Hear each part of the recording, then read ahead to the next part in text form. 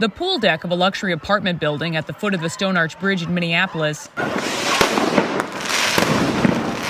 sadly served as a recording studio of sorts on the 4th of July, as some residents captured the chaos that struck fear and anger into an already rattled city.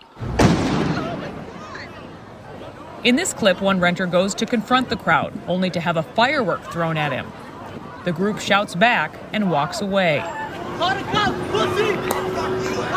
In more video, fireworks are tossed at police as they attempt to push crowds out.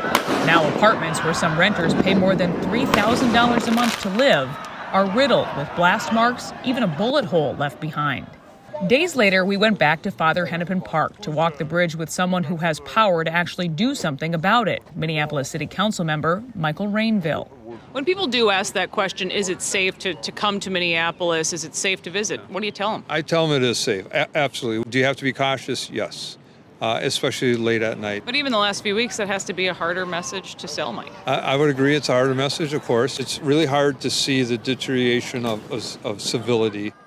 Rainville first points to what he calls immediate prevention efforts to get at ongoing problems. Concrete blocks and barriers have gone up around this park to keep street racers out of intersections. The 2nd Street South has been redesigned into a series of cul-de-sacs so that hopefully no one will come back and keep shooting fireworks driving around. Boom Island they're talking about putting a gate at the entryway so that it can be opened at sunrise and closed at 10 or 12 o'clock at night. Boom Island recorded 100 gunshots alone on the 4th of July. 7 people were hospitalized. But some believe the efforts do more to punish the people who live here rather than the criminals intent on destruction. My dad actually was looking at the apartment buildings that it happened at and that it was shot at, and he was planning on moving there, and now he is not because of the whole thing. Public safety advocate and citizen reporter Crime Watch believes it's time to get a loitering ordinance back on the books in Minneapolis. Do you feel like that will ever be enacted again, and would something like that help? The loitering ordinance was taken away, and there are those who say that it's a tool that the police need. So I look forward to public discussions about how do we get a handle on this crime. This is not the safe city it used to be, and we have to be smart enough to understand why. Rainville believes a lack of support for the police also plays a role. It's why he often delivers food to MPD precincts at roll calls and talks to officers about what's going on. It's a real simple message. Thank you.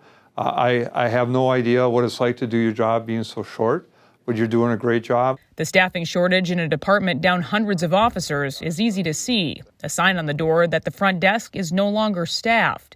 In a precinct where gunshot wounds have skyrocketed 675% from 2018, and where officers told Alpha News they have yet to see the mayor or any other council member stop by. What kind of message does that send? Well, I can't speak for the other council members or the mayor, but I'm from a blue-collar family. The blue-collar people make the world go round. They make the city run.